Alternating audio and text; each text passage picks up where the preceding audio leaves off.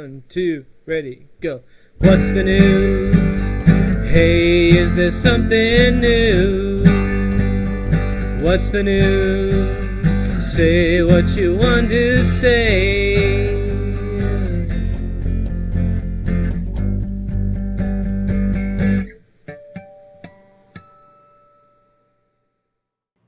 Welcome and good morning to the Bitter Third Podcast, your source for all things bitter and all things the number 3. I am one of your hosts, Matt, and I'm joined by just my friend over here who apparently doesn't know the word snore, Taryn. How are you, Taryn? I'm pretty good. How's your day going? Yeah, I don't know the word snore. I struggled with Wordle. Holy. I'm doing good, though. Yeah, last night on Wordle that was rough on stream. Yeah, we've taken. I've not been streaming lately because I currently have no internet. But you've taken to having the ability for the chat to just interject your gameplay with a random Wordle. Yes. Of the day. And it's been a lot of fun. The past 3 nights we've been doing it. Yeah. Or you've been doing it, and I've been like watching, and it's been crazy. Because chat they'll do it, and they'll like either get it ahead of me, or I'm trying to do it like obviously in the less guesses as possible. And I don't know how like people are just like spamming words, or if they just want to see the answer just to watch me struggle. That's probably part of it too. But also you do it, and then you're like, I'm a fool. Obviously I'm a fool when I don't know the word snore, I guess. Dude, oh my god, you have no idea how infuriating it was to watch you type Norse and be like, no, obviously the S and then N, the N can't be the second letter of the word the whole time.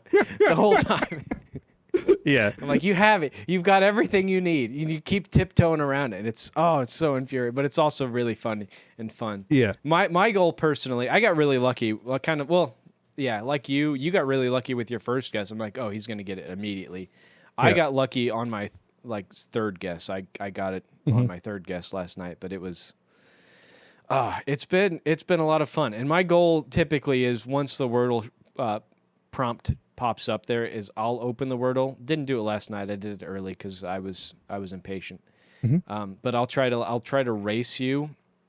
And what was it? A couple nights ago. Sorry, this has nothing to do with anything bitter. This is kind of just nice, right? Yeah. But it was 2 nights ago, 3 nights ago. It was a hard one. We were all stuck on it for I don't know, probably 20 minutes. Yeah. It was rough. Yeah, they get very challenging, and like especially with like weird letters, you don't think of like V's or like those W's are even like hard sometimes. But yeah, it's a lot of the odd letters because obviously the strategy to Wordle is like play like most guessed letters. It's the same thing like Wheel of Fortune, where at the very end they give you like all of the letters like R, S, T, L, I, N, E or whatever like that. It's those letters are the most common ones. Right. And you want to try to use that for something. Yeah. If you can get like a word, like I like to use clams. It doesn't hit all the stops, but if it's not clams, I figure there's probably a T in there somewhere. Yeah. And I'm pretty I really like Slate. Slate's good, but last night when I tried Rinse, and I was so close to snore from Rinse, and all but one letter. Yeah. And it took you so long. Like 20 minutes. It was bad. It took you so long. Yeah. You got that. I'm like, oh, he's got this immediately. Of course, he's gonna know snore. Like, that's gonna be obvious. And my brain was not braining the entire time. You just were like, is it arson but spelled the wrong way? Yeah, I don't fucking know. Oh, I loved it. It was a good time. I love playing Wordle. It's not competitive Wordle because I feel like we're kind of all in it together, but we're also trying to like throw people off, Yeah. Or I'm trying to throw people off. Everybody else is kind of nice. Yeah. But I come in and you don't know if you can trust me. Sometimes I tell you the right thing. Yeah. And then, but it's, because you have my diabolical nature. Yeah. You can't trust me. True. Well, Taryn, that was nice. That was the sugar in our morning coffee. I hope everybody's drinking up. Because as, as we all know, we're still kind of a coffee-themed podcast. Yeah, of course. We're here at the tables sipping our cups of bitter brew. Yeah. And, every now and then you just need a little bit of sugar and cream in there to make it go down easy. But I figure, Taryn, we get out of the sugar and cream and we get down to the bottom. Yeah. Where the grits and grime lie and where the coffee is kind of stained. Because it's been used. And you're one of those people that refuses to rinse their coffee cup because it's bad luck or something. Yeah. That's just a you thing. Especially when you wash it, you get like the taste of detergent, like the soapy flavor in your coffee cup. You don't want any of that. Some people want that. Some people, I'm not one of those people, but some people like the taste of soap. I don't know. I just made that up. Yeah. I just made that up. I'm sorry.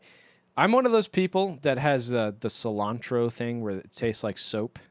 Oh. I don't know if you have that, but I absolutely love cilantro, even though it tastes like soap. I'm all for that soapy green leaf. But enough about that. Taryn, what's a news story? What's an update you got for us? Why don't you kick us off? Well, let me start off with this. This podcast is sponsored by the Approaching Apocalypse. You can use the code TOMORROW for a 100% free trial. Remember, no credit card required. Fuck yeah. No credit card. Actually, if you have credit cards, run up the debt. Run it up. Buy a boat. Go out there. Put a car on your credit card. The end of the world is coming, baby. Live while you can. Yeah.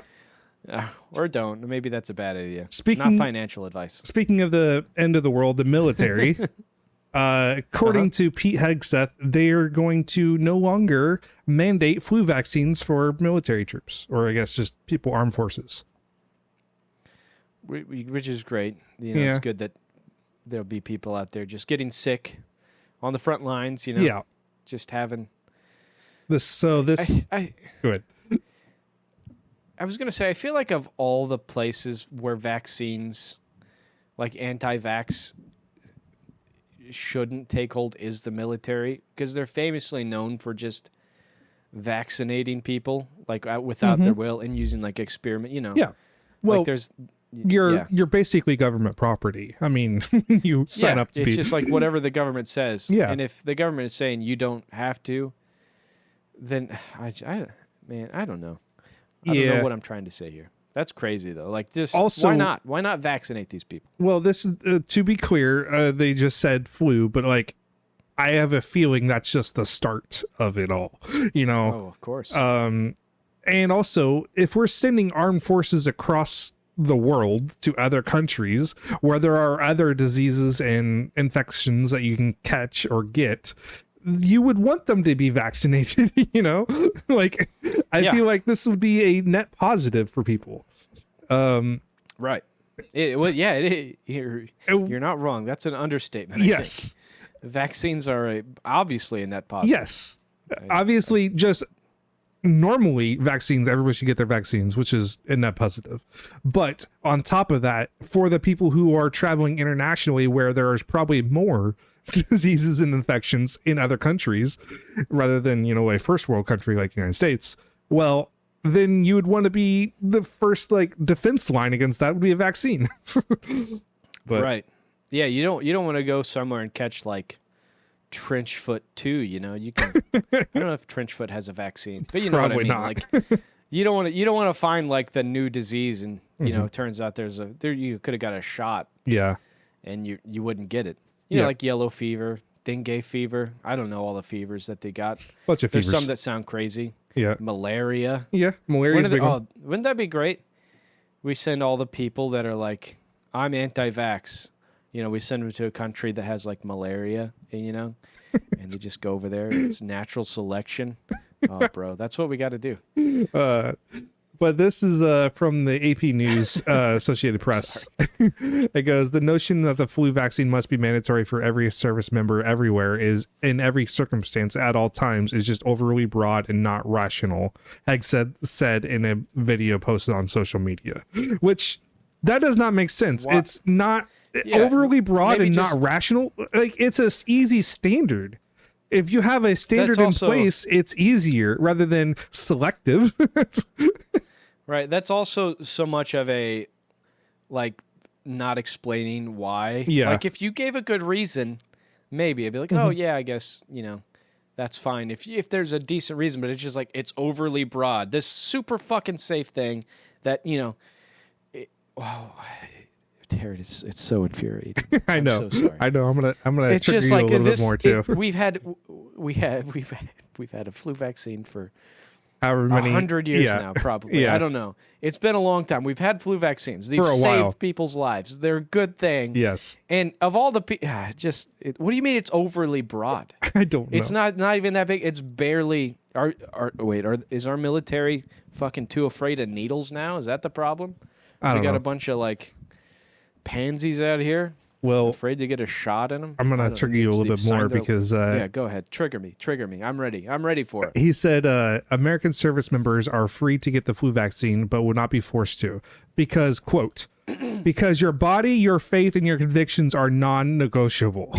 So he used the whole argument for your body, your choice. just letting you know. Which we know for those kind of people, they are not on that camp. That motherfucker. What do you mean? What do you? Oh, my body, my choice, but you can't be fucking trans. What do you mean? What do you mean? You're just like, you're just this. Oh, and people look at that and like, yeah, that's obviously right, because it's correct, technically, whatever you want to choose, but like, way to just like co-opt. It's like the right wingers calling things woke, you know what I mean? Yeah. And they don't realize that woke is just like it just means realizing that other people have it bad because of the way they are. Yes. Whether they're gay or black or what. That's what woke is. Woke doesn't mean like, oh, you play as a gay person in a video game or a show is about gay people. Yeah. That's not woke. Yeah. That doesn't mean it's woke. But I figured it was funny that he used the whole your body, your choice argument. That's insane. My body, my choice. Yeah. Unless it's a child's body that I could touch. Not me. Pete. Yeah. I'm pretending I'm Pete right there. I don't want to touch a child's body. So vaccine programs in the United States military date back to the American Revolution, but they became contentious political issues during the coronavirus pandemic when more than 8,400 troops were forced out of the military for refusing to obey by 2021 mandate of the COVID-19 vaccine. Thousands of others sought religious and medical exemptions. Go ahead. 8,000? Only 8,000 people. Or 8,400 troops were forced out of the military for refusing to obey in 2021 mandate. So you're telling me it's not even like a large minority. It's like a very small minority. Yep. That were like this. And we're catering to this small minority of people who are fucking insane. Basically. That's that, we don't need to mince any words. They're just legitimately crazy. They have problems. And I don't know. Taryn, this upsets me. I know. This upsets me a lot. I'm sorry. It upsets me a lot. I'm sorry. Congress agreed to rescind the mandate, which the Pentagon dropped in January 2023 after roughly 99% of active duty troops in the Navy, Air Force, and Marine Corps has gotten the vaccine, and 98% of those in the Army. The Guard and Reserve rates are lower, but generally are more than 90%. Do you remember when everybody was like, the COVID vaccine is going to kill you when they activate 5G? And people believe that. You remember that? Yeah. I've also been that the COVID will kill you, vaccine will kill you in 5 years. So I've heard that too. Yeah. What fucking happened there? I got the Johnson & Johnson one like a day before they were like, yeah, this can kill you immediately, with the blood clot or whatever. Oh, yeah. But I'm fine. I'm okay. We're fine. Yeah. I got the Moderna one from my old employment I used to work at. So brag about it. I got paid $100 to get a vaccine. Wow. I was going to do it anyway. Yeah. But they paid us. They were like, hey, get this vaccine so we can work. I was just tired of wearing the damn mask. Oh, yeah. I mean, I'm all for wearing a mask. Taryn, a big anti-masker. No, I'm all for wearing a mask, but doing it for months and months and months straight, that gets a little annoying. And then you have to like speak louder and enunciate better because people can't lip read, I guess. So, yeah. It did suck. It did suck a lot. There's no denying that wearing a mask sucked, but it didn't suck that much, to be fair. Yeah. Like it was bad, you know, you got hot and sweaty under there. I did a lot. I have to do a lot of walking for my work. And it was, you know, you'd just be breathing. Yep. And you'd fog your glasses. That was the worst part. Yeah, the fogging glasses, up. You know, people who didn't have glasses had it easy. Yeah. I'll tell you what. The people with glasses during the COVID pandemic definitely had it the worst. Yeah. You know. That's our you know, people on ventilators, they don't know how good they got it. Yeah, they got it easy. That's our hot take of the day. It wasn't like great, but it also wasn't that bad. You just wear a mask, and you know, I just don't get it, man. And also, you're saying like 99% of the service got the vaccine. Clearly, they're still fine. So there was no problem with the vaccine. They weren't trying to track you. They weren't trying to kill you. It was just public health. That's all it was. Yeah, it was just an attempt to make the things better faster. And that's also, like, to prevent people from dying and overflooding our hospitals. There was a lot of reasons. Remember that? Yeah. Remember how bad New York was? Oh, my God. Like, yeah, they had, like, bodies in the street, I think. Well, also, like was it, like, meat trucks were using to, like, it was bad. Yeah. Yeah, they had that. They had, like, boats in the harbor that were... It was crazy. I don't know if you've ever listened to or read the book The Stand by Stephen King. No, I've not. It's about like a super flu pandemic thing where it kills like 99% of the world. It wasn't quite that bad with COVID, but I'd read it and I started reading again about 2 weeks before the lockdown happened, and I'm like, oh shit. Because it's crazy if you read that book, like the first little bit of the book especially, where everything starts to break down. You're like, this is pretty accurate. You know, it's all the ways that the world kind of falls apart. It's interesting. But we're past that. COVID doesn't exist anymore. Yeah, it does. It does. I think it kind of went the way of the flu back in the the Spanish flu thing, where it sort of just mutated into a less fatal strain. Yeah. You know, but you know, I think it still kills people. Oh yeah. Still comes out and gets you, bites you in the ass. Yeah. Like these say. Like these little spiders that got Brandon this week. Yeah. Oh yeah, Brandon's not here. You know what happened to Brandon? What he told me? What? He ate some candy that was a few years old. Oh no. I don't know what's happened to him. That's the only hint he gave me, but he said he'll have a funny antidote when he comes back. Okay. So I wonder, bets over or under whether he shit his pants or not at work or anywhere. I'm going to say no, he didn't. I bet he shit his pants. That's funny. I hope he shit his pants. He better have shit his fucking pants not being here today. Jesus. Yeah. No, I'm just kidding. We love you, Brandon. Get well. Get better. Don't eat 6-year-old Jolly Ranchers. Yep. They'll get you every time. Yeah. It will. Speaking of 6-year-old Jolly Ranchers, Taryn, do you mind if I jump into one of my stories here? Sure. Okay. Well, I mentioned a couple of weeks ago that I decided to get the Sunday New York Times paper delivered to my house. And then for some reason my internet went out, so I haven't been able to do that much research. But I have a paper in front of me. Yep. And it's the New York Times for Sunday, April 19th, so it's a little bit behind, a couple days behind. But this is the front page news story, and it's called The Shadow Papers. Ooh. Isn't that scary? Shadow Papers, huh? What's this about? Yeah. Secret memos obtained by the New York Times illuminate the origins of the Supreme Court's shadow docket rulings on presidential power. So this is all about how it seems like the Supreme Court kind of has an agenda to rule in favor of people like President Trump, you know? Oh. Yeah. They have an idea. They have plans. They're not unbiased according to these things. This is on New York Times, written by Jody Cantor and Adam Liptek.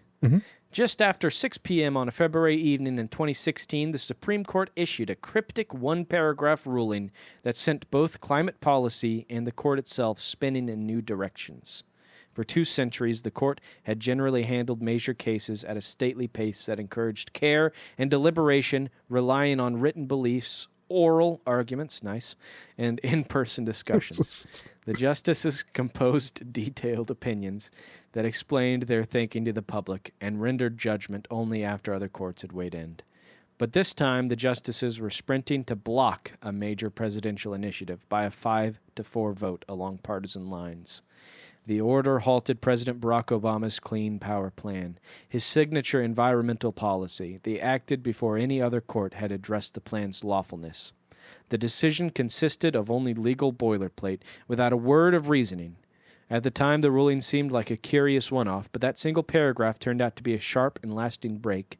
That night marks the birth, many legal experts believe, of the court's modern shadow docket, the secretive track that the Supreme Court has since used to make many major decisions, including granting President Trump more than 20 key victories on issues from immigration to agency power.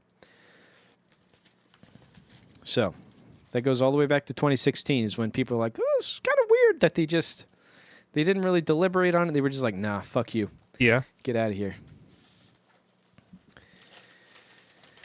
Let me open up page 22 here. Okay. Oh, there's a nice picture of Barack Obama. Oh yeah. And we might just cut this a bit because, man, there's oh wow, there's a lot of things actually happening with, but and politically wise. But go ahead. Yeah. No, you're good. You're not the podcast. I mean, this thing a little bit short. Okay. What I'm doing here. So, I don't know. What do you think about first of all, what do you think, Taryn? Do you think a Supreme Court should favor one party over the other? No. We'll ask you this. No. No, you don't think so? You don't think that that's best for the American people? Of course if we not. Treat one party like their job is to interpret the Constitution as it was written by our founding fathers. That is their job. It doesn't matter what really political leanings or like they should have or they have. Their job is literally to dissect what the founding fathers would want from the country, from what they wrote down in the Constitution. That is literally it. And so if you have bias, then you have to acknowledge your biases and try to work against those biases and still do your job to the best of your ability. That was the whole point. To hold yourself accountable. But right. Yeah, it's exactly. That's for a long time, and I think we all kind of bit the idea. We drank the Kool-Aid that the courts, and they did, I think, for the most part. Anytime a big racial thing would come up, sorry. Anytime a big racial thing would come up, they would often rule in favor of, equality. It seemed like as time kind of went on. Mm-hmm. I mean, obviously there were exceptions here and there, but more and more often it seems like there's an agenda behind the things that they deem constitutional or unconstitutional. Yeah. And for people who are, I'm going to use the word, who are woke, legitimately woke, who understand that things aren't quite rigged, it's pretty obvious, right? People who know, who have read 1984 and understood it for what it is. It's pretty obvious to see. So I guess audience out there, just realize that there are people who are fighting against the better interests of society. Yes. Let me continue reading here. Okay. This is about the papers that the New York Times received. The papers expose what critics have called the weakness at the heart of the shadow docket, an absence of the kind of rigorous debate that the justices devote to their normal cases. So they see something, they're like, let's not pass that. Let's not allow this. Let's allow it. Let's just push it through because this is what we're trying to do. After obtaining the papers, the Times confirmed their authenticity with several people familiar with the deliberations and shared them with a spokeswoman for the court. The Times posed detailed questions to the justices who wrote the memos, but they did not respond. Since that breakneck February 2016 exchange, the emergency docket has swelled into a major part of the court's business, as the justices have short-circuited the deliberations of lower courts. The decisions are technically temporary, but are often hugely consequential. That's because they're the fucking Supreme Court. Yes. You can't just be like, nah, we're not going to obey the... I mean, you can, according to the president sometimes. Yeah. You can't just obey the Supreme... or just disobey it, but, you know. Yeah. Rulings with no explanation or reasoning, like the sparse paragraph from that February night, have become routine. The emergency docket is now a central legacy of the court, led by Chief Justice Roberts. Read a decade later, the memos suggest that none of the justices fully appreciated what they were doing, embarking on a questionable new way of operating. Well, yeah. And that kind of begs the question: do you think they actually knew? Do you think it's like some sort of heritage foundation thing where there's a person who's like, yeah, just do this. Listen to us. We'll give you 20 cars in a vacation every year. Here is the problem. Okay.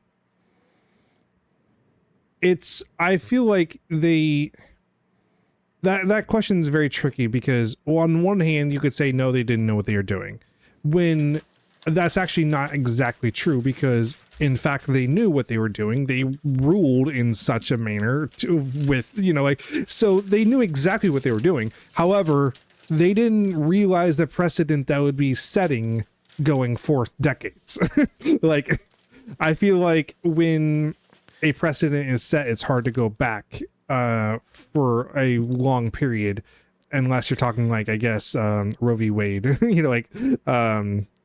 right. It's hard to go back unless you're paid to go back. Exactly. And then everybody, you tell everybody, no, it's okay. We just lied to you. Yeah. And it's okay. You wanted us to lie to you. Yeah. And so I feel like the precedent that is set, it's like you have this massive ship and you make a small degree change, which you think is good. Well, over the span of like miles, when you're driving the ship or sailing the ship, it's going to be like off 30 miles if you make 1 degree change, so it depends on your corrections that you do. And it's just because we have a political environment or a system in place where you have your agenda at play, and you have to take the maximus position on one thing, and then that turns out then that precedent's set, and then let's say a few years later you take the maximus position again, that precedent is set, and then so now you're veering off course from where you even started. So it's just compounding every time that happens. Right. Yeah, it compounds and it compounds and it compounds, and until you look back and you're like, where even are we? What country? Yes. Does this? What are we trying to do here? Are we trying to serve people, or are we trying to serve corporate interests or political interests? What's the deal here?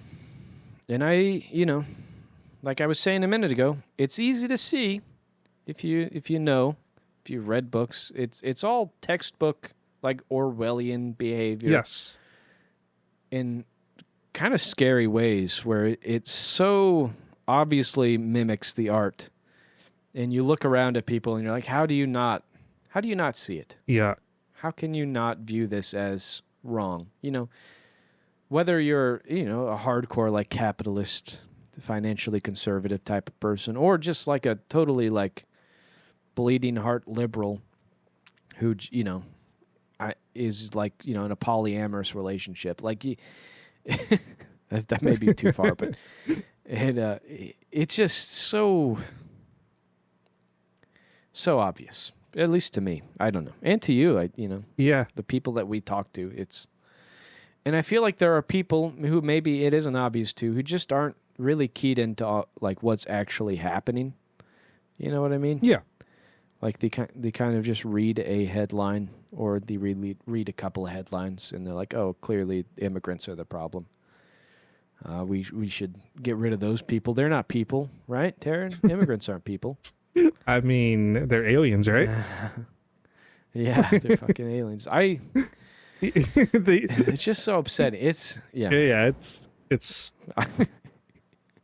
new drinking game. Every time I say something is so upsetting, take a drink and let me know if you die by the end of the podcast. I need to find a new word for upsetting. So yeah, I mean that this is what would it be? Kind of confirmed stuff, but it's not the smoking gun, because a lot of this stuff, I think a lot of the people who are like, no, they're not. Trump's not a pedophile, but they say that even though all the evidence we have points to that. But what they want to see is like Trump, balls deep in a child. And then they'll be like, "Oh yeah, he's a pedophile." Obviously, yeah. It's that's how much evidence more that they require. Yeah. How much more evidence do you need? Yeah, it's not the witness testimonies. It's not the people that have said like, "Yeah, he's kind of crazy. He's not right." It's not the people calling him a monster. No, they need him to show up and like hit a child in the face while she's biting his. Okay. They need to see that video, and some of them probably are going to be like, "Yeah, it's fine." Yeah, like the Access Hollywood tapes. Yeah, like that. Like, oh, grab him by the pussy. Yeah. It's fine. It's locker room banter. Remember? Number one, it's locker room banter. Number two, yeah, those women wanted him to do it. Yeah. My aunt literally said that in a Facebook post one time. That's defending fucking the guy. crazy. She's like, yeah. People do that, guys. I have never once, like, outside of when I was probably even like, I don't know, 13 or 14. But even then, it was like I wasn't like, oh yeah, I just want to like fucking grab a woman by the pussy. It was never like that. I've never once said anything like that. Number two, what the fuck? Yeah, the woman wanted that. What do you mean? What do you mean? I think a woman is just like... What era are we in as far as like society? Like, are we still blaming the women? Like, maybe she shouldn't have wore a skirt that day. Like, what are we doing? What are we doing? It's exactly what that is the sentiment. That is the sentiment. It's like, oh, don't wear a fucking skirt if you don't want to get bent over and raped in public. Jesus. What are we doing? Yeah, don't... That's not an excuse, my man. Yeah. My lady, my dude, whoever. Yeah. It's all fucked up. That's upsetting. Take a drink. Drink it. Drink it deep. Anyways, Taryn, what else do you got for us? I heard you had an update a little bit ago. What's the update? Is it an Epstein update? What do we got? No, this is we actually talked about it last week. This is Game Pass prices actually are dropping. Oh, look at that. Asha Sharma with the W. Is it going to save Microsoft? Probably not. Probably not. Yeah. Or my Microsoft, I meant Xbox, but yeah. So starting today, that's nice. Game Pass Ultimate drops from $29.99, which is absurd, to $22.99 a month. PC Game Pass will also drop from $16.49 to $13.99 a month. Prices may vary by region. Beginning this year, future Call of Duty titles won't join Game Pass Ultimate or PC Game Pass at launch. New Call of Duty games will be added to Game Pass Ultimate and PC Game Pass during the following holiday season, about a year later, while existing Call of Duty titles already in the library will continue to be available. This is the whole fucking point we were making. Call of Duty is what caused the game. When they purchased Activision, we saw this coming. It went up. Yeah, it's just like, yeah, maybe just sell the game. Yep. And I think that's it's kind of a good compromise. I don't think it solves the whole issue either, though, of like... It doesn't. It's still kind of... it devalues video games as a whole. Mm-hmm. And, yeah. But you know what? They're going to sell Call of Duty again on Xbox, or just in general. Mm-hmm. And they're going to make money on that. Maybe. But it might be too late. Maybe they should have done that. Maybe they should have started with this. I don't know, man. I'm surprised. I was thinking about it the other day, and I have an idea of how they could maybe save Xbox as an ecosystem. Mm-hmm. And it's this. When you buy a game on Xbox, you own the game. You can burn it onto a CD. You can put it on a USB drive. You can install it on your friend's computer, but you own the fucking game. It's like on GOG. Okay. I think that would be... because you could have Game Pass and be like, oh, yeah, these aren't my games, though. But then you could be like, oh, I want this game. I'm going to buy it. I'll buy it on my Xbox. I'll rip it off onto a hard drive or something that I put, and I'll put it on my computer. Yeah. And now it's my game. I can take it off that. I can mod it. There's no like weird encryption where you can't mod Xbox, Microsoft Store games. It would be really cool. You have to buy them on Steam. If they went a step further and then go, you know what? Since you own the game, we'll make it compatible with Steam, so that way it's in your Steam library and you can mod it there too. That would be an awesome joining of competitors that would make the user experience kind of a collaboration. Yeah, user experience better. I think that might be the only thing that could save Xbox. And I don't know, DRM free. I mean, obviously you need like cheat the cheat engines that prevent people from cheating on like multiplayer games. But man, so many companies are so damn protective of video games. And then there's other companies that are just like, it's a fucking game. Just do whatever you want with it. Like kind of Bethesda, even though they're part of the Microsoft ecosystem, they put out a game and they're just like, fuck, do whatever. Yeah. Part of the fun is how shitty it is when we make it, and then the other part of the fun is how crazy you can go with it. And if you want to get into the kernels, go ahead. Yeah. Here's the source code. But yeah, I don't know. What do you think? DRM-free games, GOG style. Do you think that could save Xbox? Do you think that would put them on the right track? I would think it would put them on the right track, but I would still be cautious because knowing Microsoft, they're not going to want to do that because they're going to want the subscription. Yeah. They're going to want the service base because look at Microsoft as their biggest product ever is Windows. It's a subscription. They're not going to get away from that. This podcast is sponsored by The Algorithm. It knows what you want before you do, and sometimes instead of you just keep scrolling. Don't think about it. It prefers that. Use code FEEDME to receive content that is technically relevant but emotionally confusing. The Algorithm. You are not the user. You are the product. Enjoy. This podcast is also brought to you by Matt's Goon House Emporium. Stop on by. We can goon together. Hell yeah. Cut that out. That's what's making it in.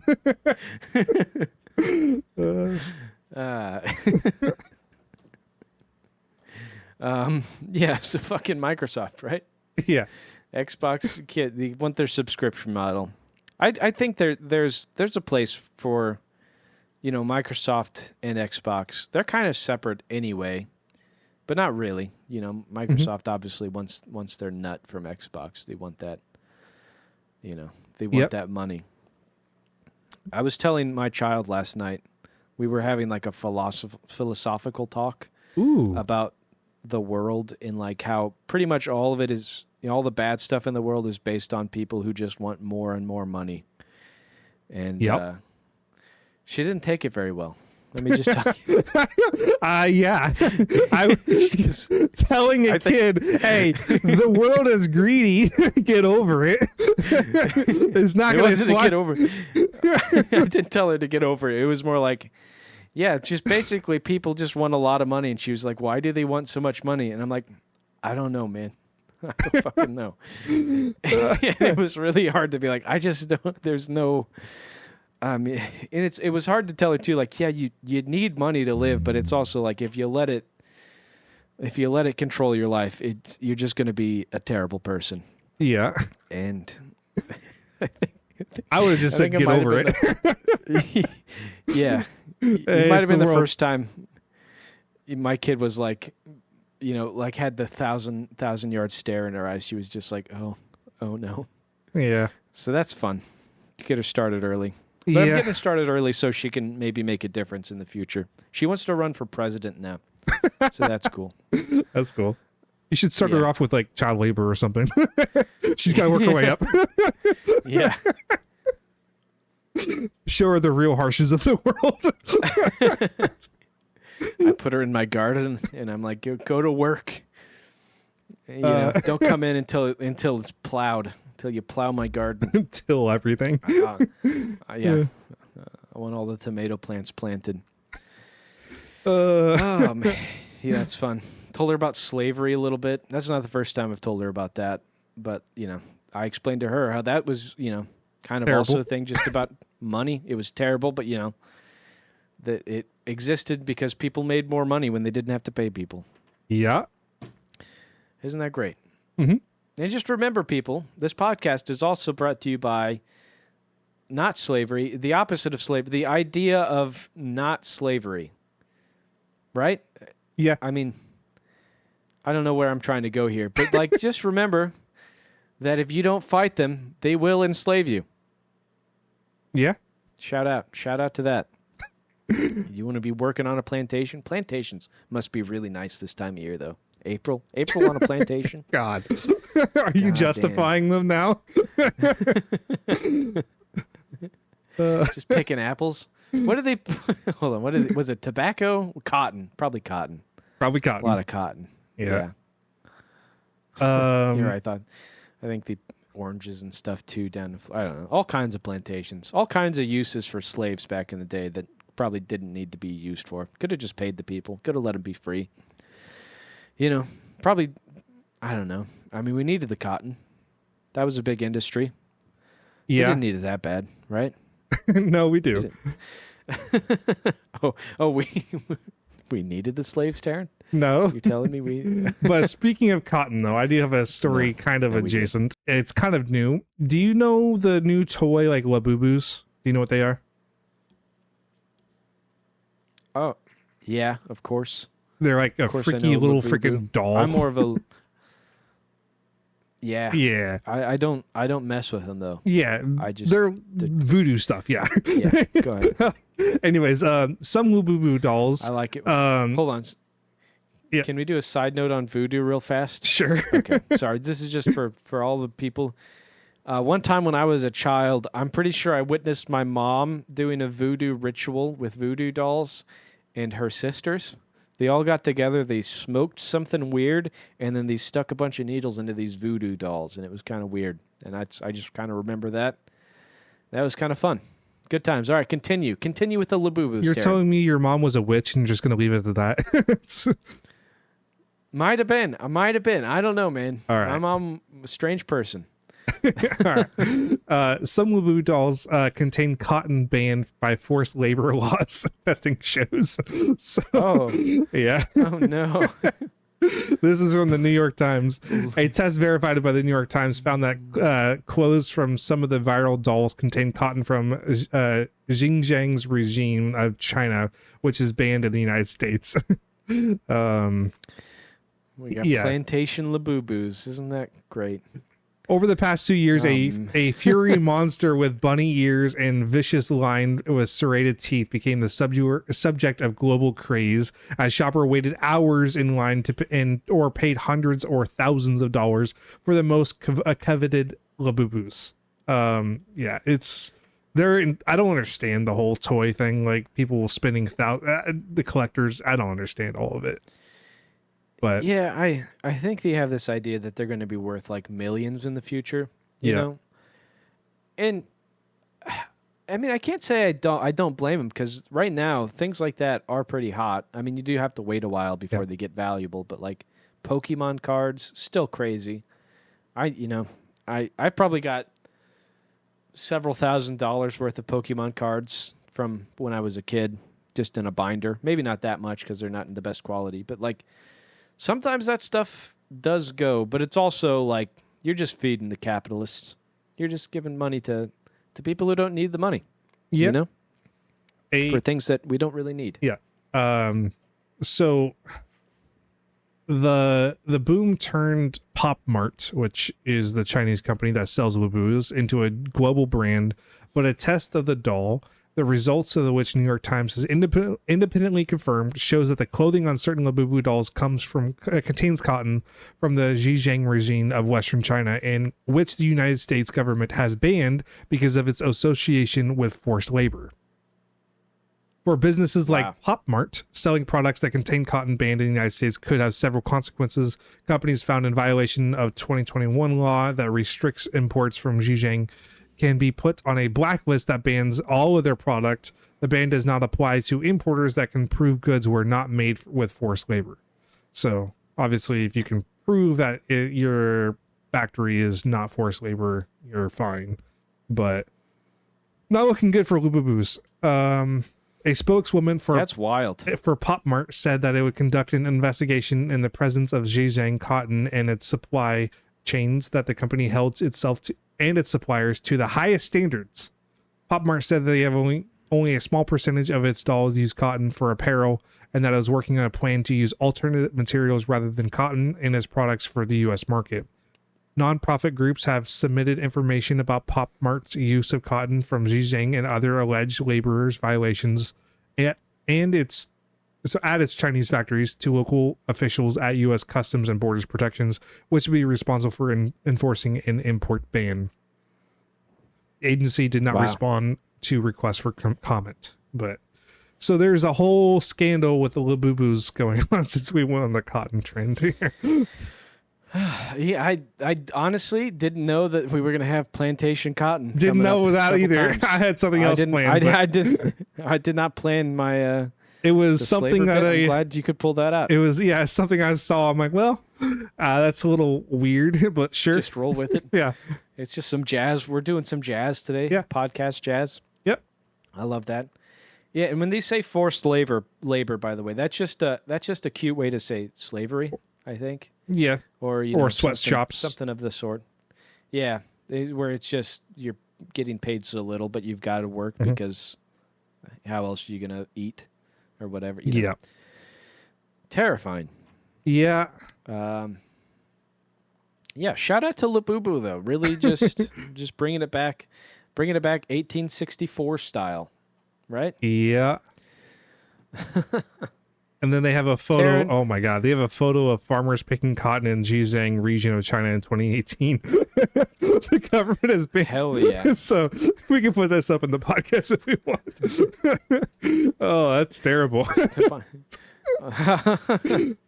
Do they look happy? Are they happy? Everybody's looking towards the ground. Nobody's looking at the camera. Yes. I've heard cotton is very hard to pick by hand. I don't know why you need to pick it by hand. We've got a cotton gin. Remember Eli Whitney? That guy made a cotton gin, and it's fine. Oh, I'm watching your stream. Yeah, it doesn't look good there. It looks pretty concerning. They're just out there in the field picking it, yeah. Slave style. Yeah, it's my pretty God. Bad. Why? What the fuck? Why is that even a thing in today's day and age? I don't know. That's insane. Yeah, that's going to be on the podcast for the viewers. Yeah. Now you can't deny it. You can't call the New York Times fake news when they got photo evidence. Legitimate, photo evidence of people picking cotton by hand. Yeah. Anyways. Oh boy. Well, that's exciting, isn't it? Yeah. We're back, baby. Are we great again? China's great again. I think that's they made it. They got there. And to kind of round out this episode, we're going to circle back to vaccines here because my favorite. Yeah. So this is by the University of Minnesota. It's the CDC blocks publication of a report showing COVID vaccine efficacy. So this report has cleared agency's scientific review process before being delayed by acting CDC director Jay Basharia, MD, PhD, over concerns about methodology. But the same methodology has long been used by the CDC to evaluate vaccines' effectiveness for respiratory viruses that was used in a study, the flu vaccine published last month in MMWR. Now, the reason why I bring this up was because obviously we were talking about the military using vaccines.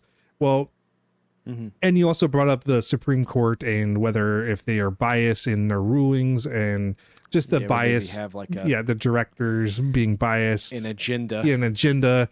Well, this is an unprecedented move. A former CDC official says that he wasn't aware of a report that was already cleared for schedule for a publication in the MMWR being blocked by leadership during this time at the agency.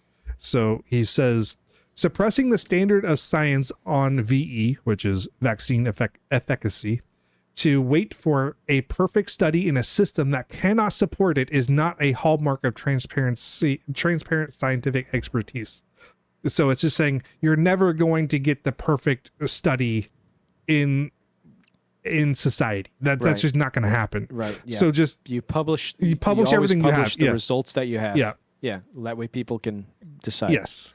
The news comes at a time when the Trump administration has been seeking to downplay efforts by Health and Human Services Secretary Robert F. Kennedy Jr., who oversees the CDC, to undo U.S. vaccines policies ahead of the midterm election. In May 2025, Kennedy announced that the COVID-19 vaccine, which he once called the deadliest vaccine ever made, would no longer be recommended for pregnant women and healthy children. So you can see these little like strings being pulled by directors or like say even Supreme Court justices, or even just like the biases in play in our politics that are shaping the way we move forward as a society, like not advocating for scientific literature or like publishing what we know. It's so bad. All of this is so yeah. Now it's your turn to be triggered. I love it. Take off, Darren. It's so bad. Take off. Get flustered. Get flustered. Not know what to say and just say, "This sucks." It sucks. See, I am a man of science. I love science. Like, it is so cool and so amazing what we're able to learn and understand and study as a human species. Like, vaccines have saved so many lives. Like, it's probably one of the best inventions humanity has ever been made, by far. I mean, yeah. Then Labubu. Yeah. Labubus are next. Yeah, Labubus are actually number one. Yeah. But the fact that we're able to prevent deaths, unnecessary deaths, using vaccines, and in the face of the science and in the face of the data, they're like, nah, we don't want to do this. We're not going to publish this. Like, what the fuck are you doing? Right. Oh my God. Yeah. And I think, I don't know. I mean, Bobby Kennedy might believe the anti-vax stuff, but I think most people who have made it into a position of power like that do believe in science. And so I think a lot of it is just, oh, this is what people want so we can get reelected. It's all about getting reelected, I think, in these cases. It's so bad because trying to appeal. Okay, when it's not only is it just an attack on science, it's also an attack on education. And when you attack education, you attack the entire system at play. You attack your voters because they're not educated.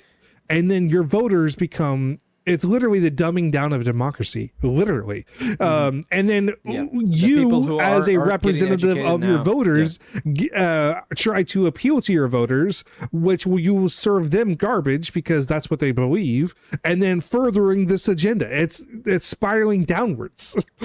Right. Rather than trying to, do the right thing and educate people, right, as that, or, like get them better education, or like make them feel like it's okay to be smart. Yeah. I feel like that's kind of a stigma where there's a lot of people right now who are just like, I can't be smart. If I'm smart, I'm not cool. You know what I mean? Yeah. That's a lot of it, where if they believe science, they're going to have a falling out with their church or the people that they hang out with. Yeah. Yeah, when you placate to the lowest common denominator only, and it's not. Here I go again. It's not good. This sucks. Yeah. I was telling my kid last night that also was like, the reason why I want you to go to school and be good in school is because right now they are more than ever trying to push children to not be as educated. Yes. In the future. And it's very important that you be as educated as possible. Yes. So you don't get taken advantage of. Yep. And I think that got through to her after everything else I told him. Like, you got to be smart. You got to learn to read. You got to learn math. You got to learn all that stuff so you can make a positive change in the world. Yes. And Taryn, I will say, for everybody out there, I mean, you probably won't be personally affected by my daughter for 30 years if she wins the presidency, at least. Whenever she's, 42, if she's going to run for president and sticks to that and does it, maybe. I don't know. But she gives me hope because she's a bright kid who likes the right things, is very nice to people, doesn't see color, isn't like, inundated by racism at all, finds people who dislike, people for just because of the way they look or talk or act or, things like that, finds them crazy. So she gives me hope. There is the possibility that people will be rational, that they will listen to information and take it in and make their decisions based on facts rather than just how they feel about other people. Yeah. Do you want to know something? Here's, I guess, a hot take, right?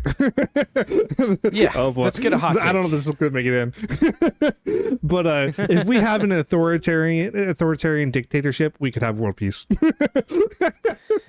We just in a way, yeah. We just enforce it no matter what. Right. Like that's what it is. It's a what's the word? It's a paradox where it's like, to have a just society, you have to be intolerant of the intolerant. Yes. Which it's like goes back and but like that's true, but and it can be okay. The hypocrisy is worth it, I think, in that case. Now, joking aside, I don't think this isn't really a political podcast. This is just supposed to be a like depressing news stories kind of thing. Now, granted, we've been talking a lot about politics lately because there's a lot happening in the fucking world. But ever since Donald Trump threatened to nuke Iran. Yeah, that's the whole thing.